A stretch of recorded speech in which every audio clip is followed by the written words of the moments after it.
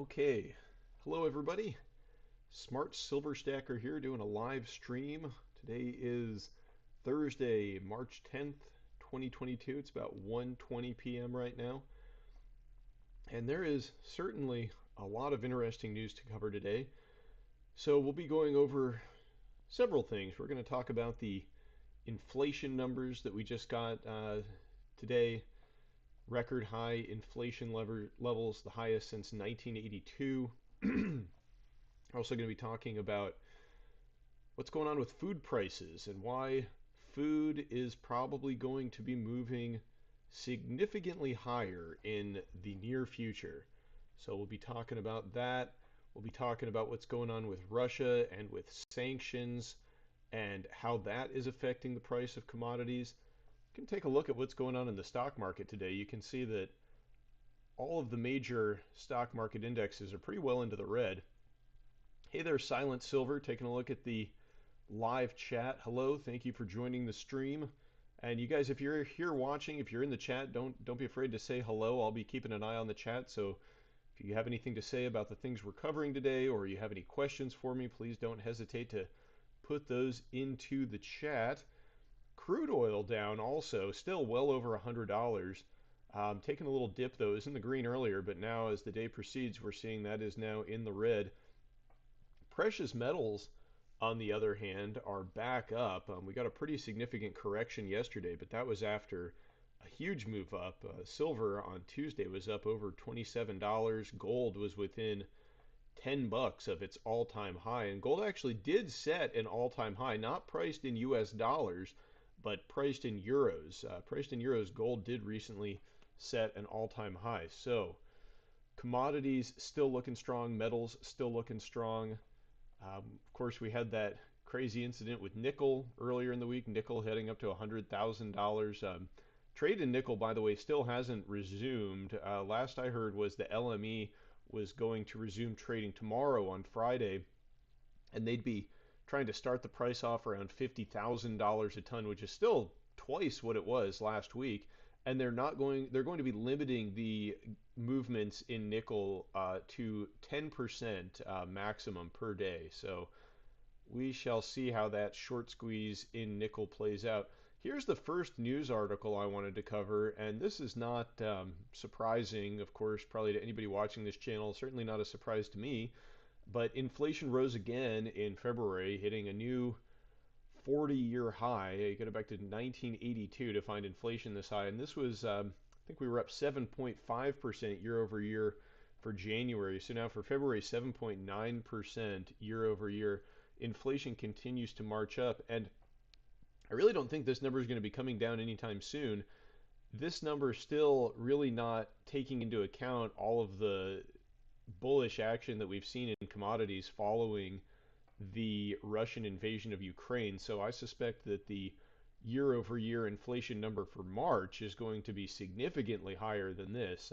We've seen oil spike up dramatically. We've all seen what fuel costs are looking like at the moment. Gasoline, tremendously expensive, and that's going to play into the CPI, of course. So I would expect moving forward, we are going to see some even higher prints for inflation. And, with the CPI reporting 7.9%, that probably means real inflation is probably closer to 15 or 16%. So, fiat currency continues to be debased. It continues to lose value. See, we got John East in the chat here. Howdy, John East. Thank you for watching the live stream today. Thanks for saying hello in the chat there. And excluding food and energy here with the CPI that we just got, core inflation still rose at 6.4%. So even though we are seeing big moves up in food and in energy, and that's contributing to this record high inflation number, core inflation, which excludes food and energy, was still up 6.4%. So it's not an isolated phenomenon. This increase in prices that we're seeing across the board, it's not just food and fuel. Everything is going up in price. And, that's a predictable result of all of the fiat money creation that we've seen. But, one of the reasons that this number is set to move much higher this month and moving forward is some other news that we just got, which we're going to jump into here. This is an article from March 4th, so this is from last week. This was the Russian ministry recommends suspending fertilizer exports. Oh, and on the same note, I've got Gardener Earth Guy in the chat. So, hi, Gardener Earth Guy. And he says, we've been having issues sourcing weed control products as most come from China. A 40-pound bag of lawn fertilizer is now $50. Yeah, exactly. Exactly. The price of fertilizer is moving up dramatically. And this was last week. The Russian ministry was recommending suspending exports. And Russia does export a lot of fertilizers. They make a lot of these fertilizer and pesticide type products, and they export them to a number of countries, including the US. And this was the Ministry of Industry and Trade that was recommending suspending the export. Well, today we got the news that Russia has decided to go ahead and proceed with that recommendation. Russia to temporarily suspend exports of fertilizers. Now, this article is from forexlive.com. I wasn't able to find a lot of coverage of this news story in mainstream Western media. I didn't see any CNBC or Bloomberg or Reuters or AP press releases regarding this somewhat important development in the situation with Russia. They have decided to temporarily suspend their exports of fertilizer. So this is basically like Russia striking back at the West for all of the sanctions that we've been unleashing on Russia and their economy. And they're suspending it to specific countries that they call unfriendly, a list of unfriendly countries. And this list here, of course, we're towards the top of the list. Canada, basically all the Western European countries and NATO allies that are sanctioning Russia. Now, notably, Brazil is not on this list, nor is um, what was the other country that was excluded from this that was of critical importance? India, yeah, Brazil and India not on this list. So they import quite a bit of fertilizer from Russia, and Brazil is a huge agricultural exporter. So, that may temper some of the effects that we see on food prices from this, but this clearly is going to have an impact as, the U.S., it's going to become a lot more expensive to grow crops here if we can't access fertilizer. Gardner Earth Guy says China produces most of the global urea fertilizer. Here, ours comes from South Florida and Louisiana. Yeah, well, even if you're not getting your fertilizer from Russia, this is just going to drive up costs of fertilizer across the board because somebody is getting fertilizer from Russia and they're going to have to buy it from somebody else now. So they're going to either have to go to the Chinese fertilizer or they're going to be competing with you for your South Florida and Louisiana um, produced fertilizer. So it's going to drive prices up even if you're not getting your supply directly from Russia. And this is a chart. This is from Trading Economics. This shows United States imports from Russia of fertilizers. And you can see there's a couple dips here. I'm not sure why levels were so low in 2016 and 2017. I suspect that in 2020 that was because of you know what, that thing that happened in 2020 that we're not supposed to talk to on YouTube because the algorithm doesn't like it. But in 2021, we imported over $1 billion of fertilizer from Russia. And then just to give you an idea of what percentage of fertilizer that we import that composes, this is the chart for the total United States imports of fertilizers. And you can see that we imported a little over $10 billion worth of fertilizer last year.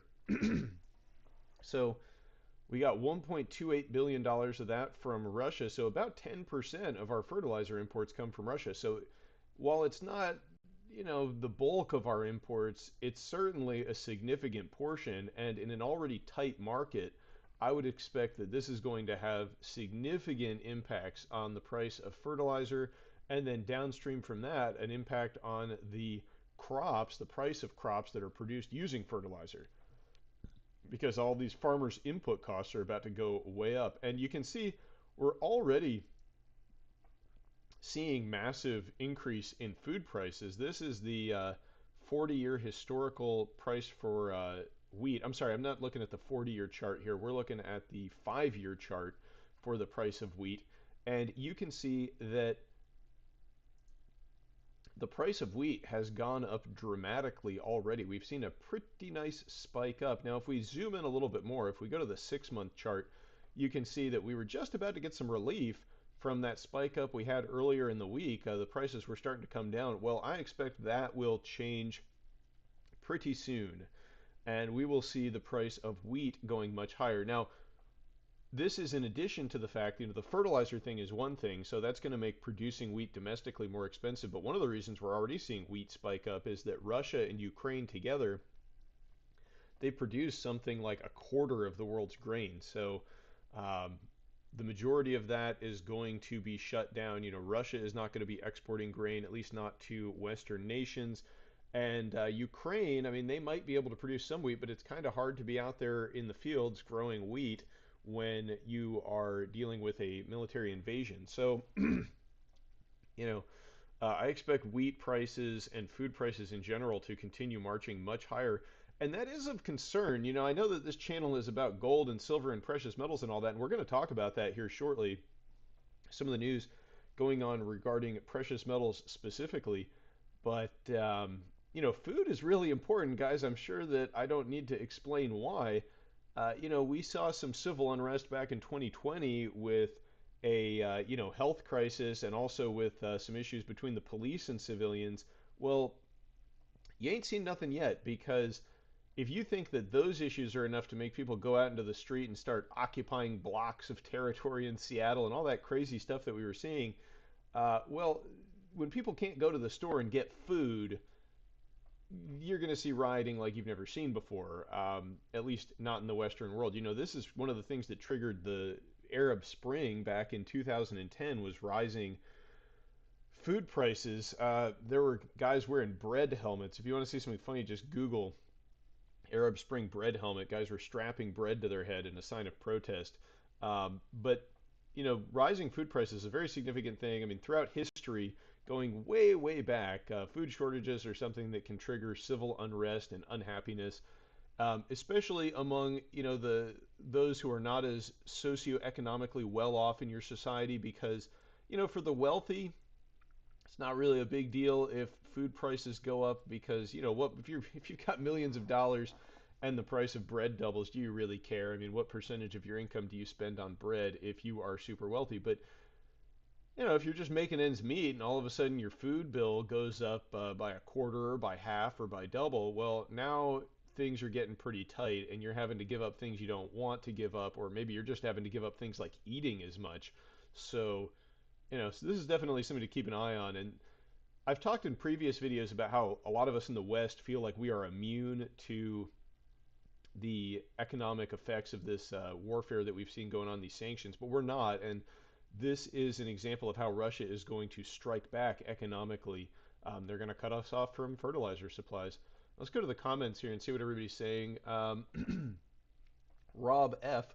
checking in, waiting for a 1/5 ounce Barbados gold from Scottsdale Mint. Ordered it before the rise. I may thin out my monthly gold purchases until the market settles. Yeah, yeah, I understand what you mean. I mean, gold's getting pretty expensive. The gold to silver ratio is still well over 70. So, I mean, I'm focusing my purchases on silver at this point because, silver's still real cheap relative to gold. Gold knocking on all-time highs, knocking on the door of the all-time high there, and silver is still down at like what, 26 bucks and change, and the previous all-time high is $50. So silver's still real cheap. Um, Hey everybody, I noticed JM Bullion went from 685 products to 670 in one day. That's pretty interesting, Justin. Yeah, we might start seeing some tightness in the supply of physical metals. In fact, since we're doing a live stream, why don't we just go over to JM Bullion real quick, and we'll see what they got in stock. It's interesting to take a look. When you see big moves in the price of precious metals, you can start seeing, well, if we look under their in stock, that's going to be obvious. But let's see what they've got like for junk silver. I'm pretty big on junk silver, and I think that premiums on this are going to go up way, way up because of the short supply. Okay, here are pretty high. And sorry if I just got disconnected from you guys for a minute there. I got some kind of a warning here from my streaming software. But anyway, I'm back. I hope you guys are all still here. And the prices here on junk silver at JM Bullion are super high, so it's not surprising that they're in stock because who would be buying for 30 times face value? We can take a look at SD Bullion too. We'll see what they've got. Justin, since you mentioned supply tightness, okay, so they've still got a fair amount of stuff, although they're charging 23.3 times face value, so that's still pretty steep premium over the price of silver. And this junk silver, I think this stuff is in super short supply. You can see they've got a lot of products that are out of stock here. And if we see a real big move up in the price of silver and we start seeing shortages and dealerships being out of stuff, junk silver is one of the first things to dry up, of course, because they're not making this stuff anymore, so it's got a real limited supply. And I've done plenty of videos on that subject in the past. But let's get back to the news. We'll close that. Close that. Let's see. Where were we at? Where were we at? We were talking about wheat. Yeah, so wheat prices are going to go way up, I think. Um, Now, there's I mentioned that we were going to talk a little bit about gold as well, and this is a headline from Reuters. If I get these ads for money metals to go away, there we go. Credit Suisse's Pozsar says commodities crisis would weaken Eurodollar and boost yuan. And Pozsar is this guy. He's a director of short-term interest rates over at Credit Suisse, and he put out this document recently titled Bretton Woods 3. And I'm not going to read the whole thing to you guys, but um, his commentary is kind of interesting here. He says, "We are witnessing the birth of Bretton Woods 3." And if you're not familiar, Bretton Woods was the monetary standard that was determined after World War II, whereby the US dollar would be backed by gold, and then the rest of the world would use the dollar as a reserve currency. And then Bretton Woods 2 is what he's calling it, is the new monetary standard we have, which we went on to in 1971 when Richard Nixon ended the convertibility of the dollar into gold, and he put us on a purely fiat standard. So that's been the monetary standard we've been operating under since 1971, where everything is just backed by paper and by promises. And then now he's saying basically we are on the birth of a new monetary standard. He says a new world monetary order centered around commodity-based currencies in the East that will likely weaken the Eurodollar system and also contribute to inflationary forces in the West. A crisis is unfolding, a crisis of commodities. Commodities are collateral, and collateral is money, and this crisis is about the rising allure of outside money over inside money. Bretton Woods 2 was built on inside money, and its foundations crumbled a week ago when the G7 seized Russia's FX reserves. Yeah, and I've been talking about this over the past couple weeks about how sanctioning Russia could threaten the dollar's status as the world's reserve currency.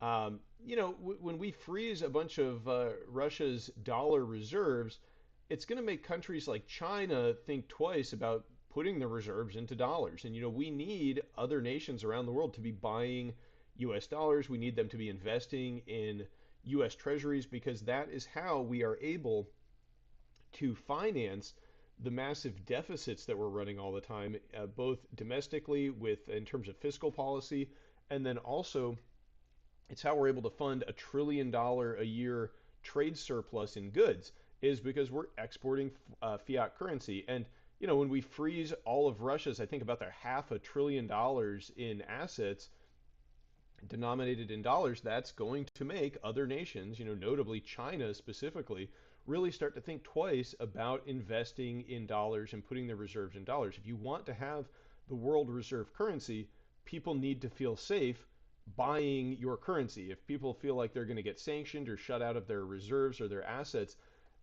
in your currency, they're not going to want to be using your currency for international transactions. They're not going to want to be using your currency as a store of wealth. So I think that Zoltan Pozsar here from Credit Suisse is really onto something. I mean, he's clearly a smart guy and he's paying attention to what's going on.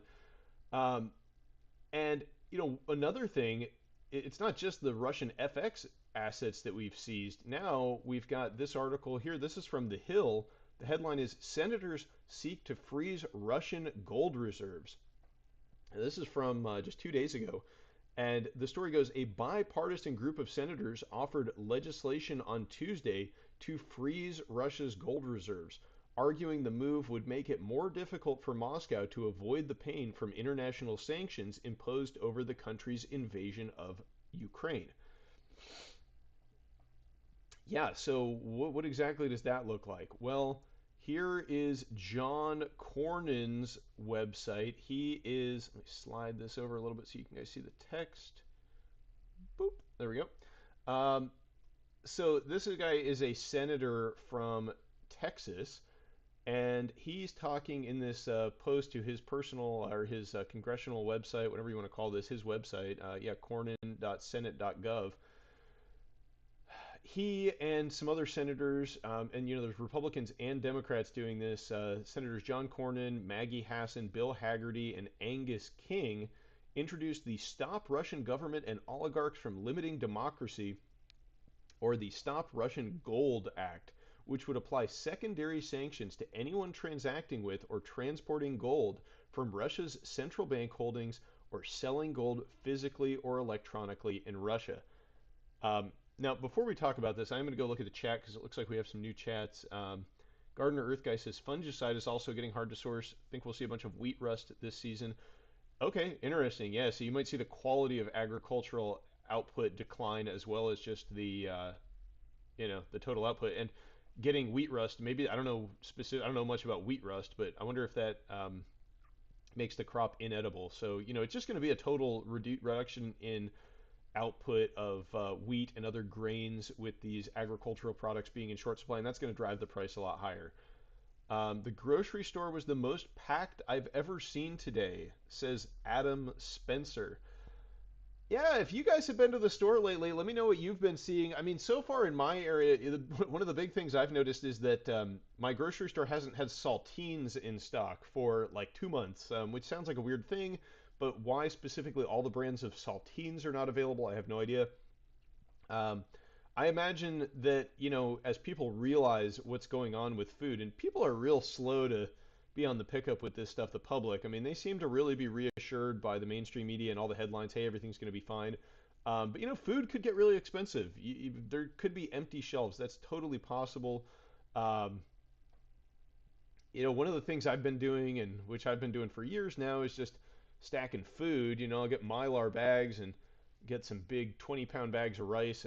Snag one every now and then when I'm at the store, and then I just throw them into the Mylar. I throw in an oxygen absorber and a desiccant, and I seal that sucker, and then I just stack them up. And I probably don't have enough food stashed up. I wish I had a lot more because obviously all the gold and silver in the world aren't going to help you if you're starving to death and there's no food to buy. Um, Certainly, a lot more people throughout history have died of starvation than have died from a lack of gold and silver. So, if you're a metal stacker like I am, it's kind of foolish to be putting all your eggs in one basket. I definitely recommend everybody have some emergency food on hand, whether that just be rice and beans in Mylar bags or whether you go for some Mountain House freeze-dried food or, whatever. But definitely canned goods, any of that stuff. You want to always have at least a couple months worth of food on hand, I would say, because who knows? You never know what's going to happen in the world. We've got this just-in-time delivery system, and we're pretty vulnerable, I think, in ways that people don't really realize. And you don't want to, and also, if the price of food goes up dramatically, you don't want to be out there in a currency crisis and a food crisis trying to, sell your gold and silver for pennies on the dollar just so you can get a mouthful of hot food so you don't starve to death. So as far as being a strong hand with metals and other investments and stuff, food is like a critical thing to have on hand. And I'm seeing a lot of response in the chat here. Um, Case Bound says, yeah, mills won't accept if it has mold or rust on it. Well, there you go. So I don't know what you can do with moldy wheat. Probably not a lot.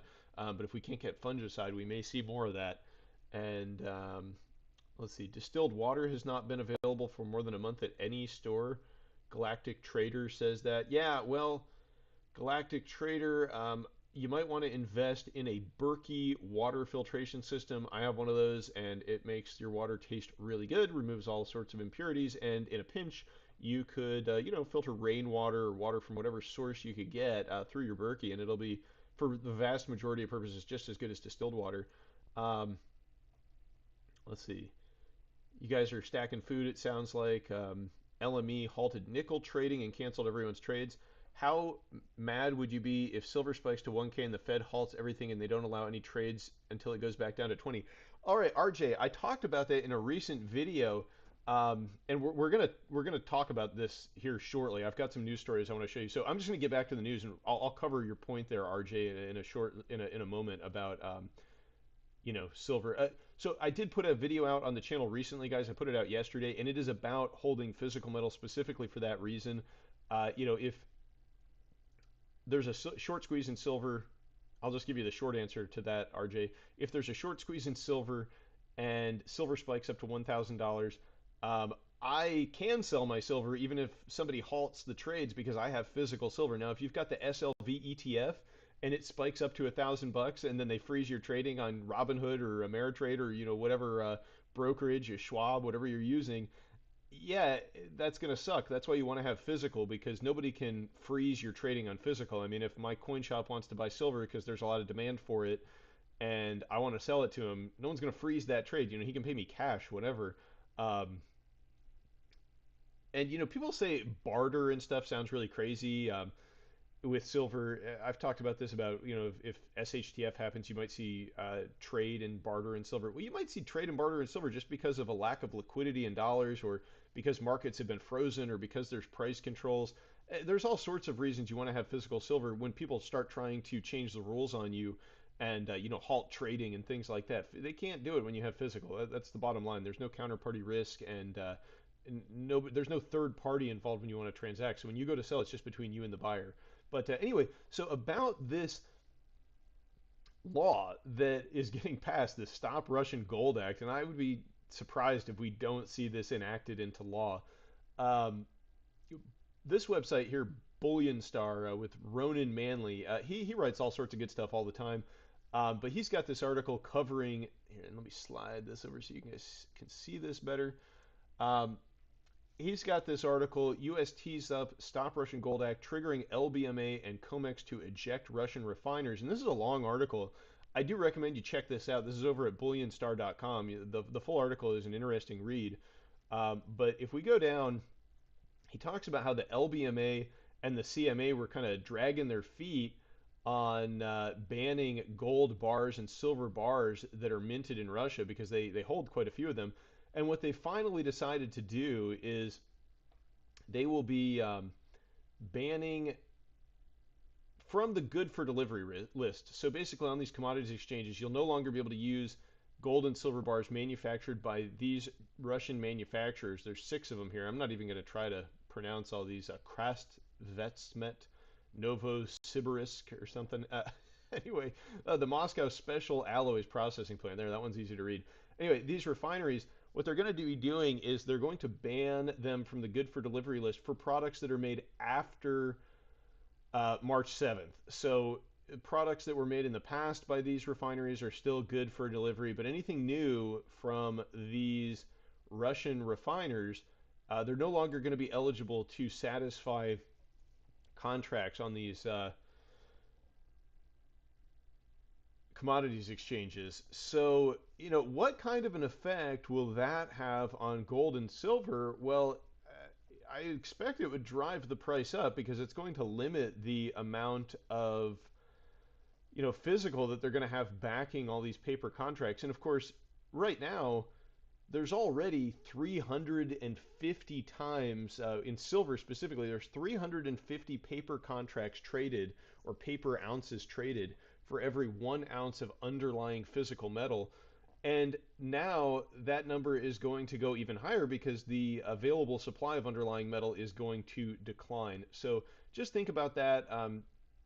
The ratio of paper to silver is about to go up even higher. The ratio of paper to gold is about to go up even higher simply because the supply of metal is going to be decreased. So this is a great article over at Bullion Star. I recommend you guys check it out. It goes into a lot more of the potential consequences of this law. But I did want to take a look at this. This is from the World Gold Council at gold.org. And this is a list of all gold basically gold output by country. So the world's biggest gold producers, and I believe this is yeah, from 2020, so 2 years old. But you can see that the Russian Federation is the second largest producer of gold in the world, right after China. So China is number one, then Russia, then Australia, and then the U.S. But you can see that Russia produces considerably more than the U.S., 331 tons, whereas the United States produces 190 tons. So, to the extent that this gold sanction kicks in, I mean, this could have a significant positive effect on the price of gold because we're seeing a very significant portion of world gold production taken out. And that's what triggered that short squeeze that we just saw in nickel. It was Norilsk Nickel is the world's largest nickel producing company. They're located in Russia. I think Russia is the second or third largest producer of nickel. Indonesia is the biggest.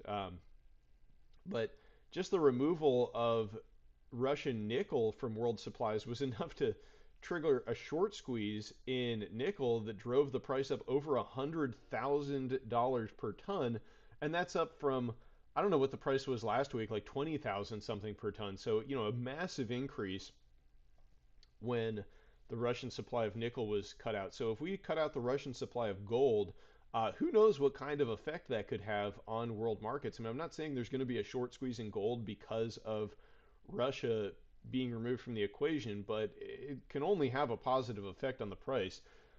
And then silver also, don't forget, we're going to be banning their silver output as well. It sounded like maybe not in that gold law. The gold law seemed to be targeting more the Russian gold reserves, but the LBMA and the CME are no longer going to consider silver from Russian mints as good for delivery. Now you can see Russia produces a smaller portion of the world's silver. They're the sixth largest producer, but still 42 million ounces a year removed from global supply, that's going to have an impact. Now, the weird thing about that is it's not really going to be from global supply because, I mean, I'm sure China and Iran and some of these other countries are going to continue buying gold and silver from Russia. I don't think Russia is going to be cut out of the mix entirely. And India also notably, India is a big consumer of gold and silver, and they're pretty buddy buddy with Russia. They get a lot of military equipment from Russia. They do a lot of bilateral trade, and so a decent portion of their trade with Russia actually is conducted without U.S. dollars. I mean, they do conduct business with U.S. dollars, although not anymore, I guess, after the SWIFT thing. So Russia and India are going to be trading a lot more using like ruble rupee pairings or perhaps just using gold. Who knows? Um, but still, these sanctions could have a significant effect on Western financial markets and the price of gold and silver. Now, the next story is kind of a weird one, and this is the last one I'm going to be covering in this live broadcast. So, if there's anything else you guys want to cover, let me know in the chat over there and I'll go over it. But this next story is Biden just put out an executive order on cryptocurrencies. This is a headline from CNBC. So Joe Biden signed this executive order on cryptocurrencies, and basically what he did was he was calling for the government to examine the risks and the benefits. So he's not signing one that issues in a CBDC, but clearly if he's signing an executive order encouraging banks and other entities to look into the possibility of one, this is something he's behind. And I mentioned a couple months ago, back in January, this is a paper that the Federal Reserve put out. It's called Money and Payments, the U.S. Dollar in the Age of Digital Transformation. And this is a 40-page document. It gets pretty detailed. It goes into kind of the minutia, and it is an interesting read. It's a little dry. You guys can check it out, though. It's on the Federal Reserve website. If you just Google Money and Payments, the U.S. Dollar in the Age of Digital Transformation, you'll find it. There's a few things I wanted to draw your attention to from this report, though. Here's the first one. This is an excerpt from it. The Federal Reserve does not intend to proceed with the issuance of. Oh, let me scoot this over so you guys can see this. The Federal Reserve does not intend to proceed with issuance of a CBDC without clear support from the executive branch and from Congress, ideally in the form of a specific authorizing law. Well, they just got clear support from the executive branch, clearly. So, one out of two, you can check that box. They got their executive order. So now it's up to Congress, I guess. So we'll see what happens. I would not be surprised, though, if in the near future we see Congress bandying about a law to authorize the issuance of a CBDC. And here's some of the stuff that the Fed has to say about the potential for a CBDC in this paper. Notably, in their introduction, while Americans have long held money predominantly in digital form, for example in bank accounts recorded as computer entries on commercial bank ledgers, a CBDC, and remember that's a central bank digital currency, would differ from existing digital money available to the general public because a CBDC would be a liability of the Federal Reserve, not a commercial bank. Okay, so you'd be getting cash directly from the Federal Reserve. And, that would be real helpful for the Fed if they could just issue electronic money to citizens, next time they come around with their universal basic income or stimulus payments or whatever you want to call it. If they want to do direct payments to the American people, a CBDC would definitely be very helpful for them. Um, and then here are some of the benefits they talk about. And of course, this is all presented from a very, rosy cheek standpoint or rose-colored glasses, whatever you want to call it. They're taking a very optimistic view of the CBDC, but that's to be expected because it's certainly in their interest to issue one.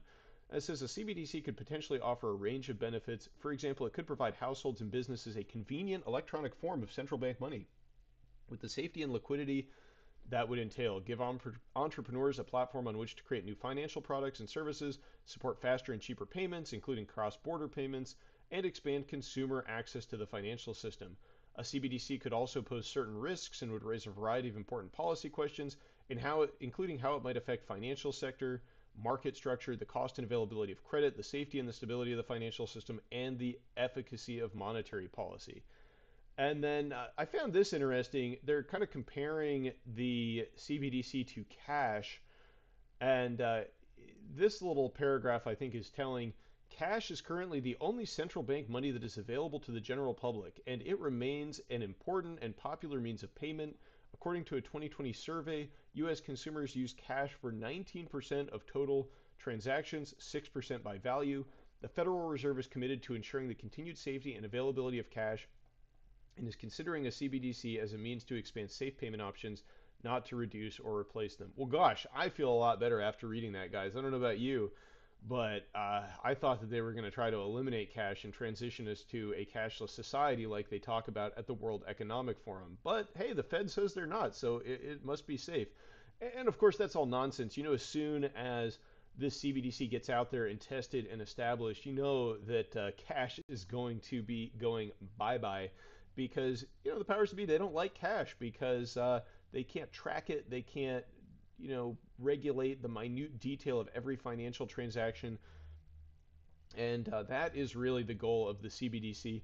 uh, this next paragraph kind of subtly tells you that that's the case. So in some jurisdictions, however, digital payments have rapidly supplanted cash. While cash use in the United States fell from 40% of transactions in 2012, 12% by value, to 19% in 2020, other countries have seen more rapid declines. In Sweden, for example, the proportion of cash payments fell from 33% to less than 10% over the same period. In China, 50% of point of sale payments are made with a mobile wallet or app, while cash accounts for just 13% of POS payments. If these trends were to emerge in the United States, consumers might want the option of digitized central bank money that, like cash, would have no credit or liquidity risk attached to it. Yes, that's right, but it would have none of the anonymity of cash. So that's really what they're trying to eliminate.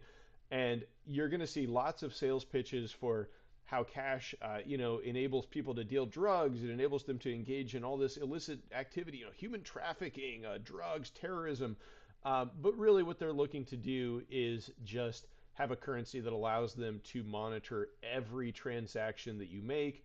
And they want to be able to make sure, probably using AI and some kind of advanced algorithms to monitor everything to make sure that you're paying every penny of taxes that you owe, and that you're not engaging in any kind of behavior that might be considered outside the realm of normal, and then they'll define normal.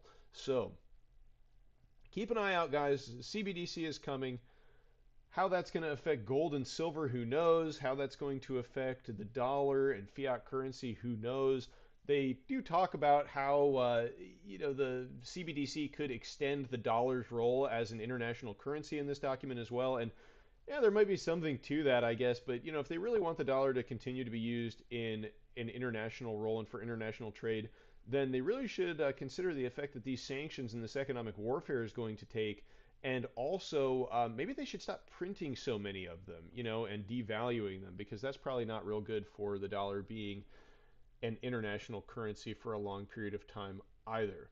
Oh, hey, Danny Preston in the chat. Digital money or technocracy will be the end of personal freedom. Yep, right on the money there, Danny. Appreciate your comments, man. You are pretty insightful. And I would say that you are correct. Yeah, it's going to be the beginning of everything you do financially being traced and documented through one central source.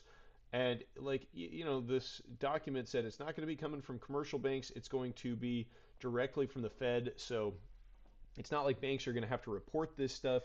It's just going to be immediately accessible to the IRS, to the Fed, to law enforcement, to whoever. Um, Mojo says the Chinese have social scores linked to their CBDC wallet. Scary stuff. Yep, and I mean, look at what's going on in the U.S. politically and with the divisiveness here and with political correctness. And if you think that there's not going to be a social credit score, or at least people pushing for that in the U.S., you are mistaken, because that is what the powers that be would like. They want to have complete control over the monetary system. They want to have control over people's behavior. They want you beholden to them. They want the middle class impoverished. They want the world where you will own nothing and you will be happy. Basically, they want to stick you in a pod and give you a VR headset and let you go play with Mark Zuckerberg in the metaverse while they take over all of the world's resources and live in extreme luxury. I mean, that in a nutshell, that's pretty much the plan, I think. And the CBDC is all part of that. So, what do you guys think? That's pretty much everything I wanted to cover in this live broadcast. Let's take a look real quick before we end things, see what's going on with gold and silver since we started. Stocks still in the red, gold and silver still up. I expect them to do some consolidation here, and then they're going to be moving much higher. Crude oil, big reaction back, but crude oil had moved up so fast and so quickly that it was massively overbought, and it was really due for a correction. So I would expect the new resistance for crude oil to be about $100. I don't think that we'll be going below $100, barring some kind of deflationary scare. We may be approaching the lows in crude oil right now, but I think that $100 is probably a psychologically important resistance level. And you can see crude oil still way up year to date. So, commodities still on a major bull run. I don't so. Commodities still on a major bull run. I don't think we've seen the end of this bull run in commodities, and we shall see. But thank you guys all very much for watching. I'll catch you guys next time, and let me know in the comments below if there's anything you'd like me to cover in future live streams. Anyway, thanks again, guys. I'll catch you next time. Happy stacking. Smart Silver Stacker out.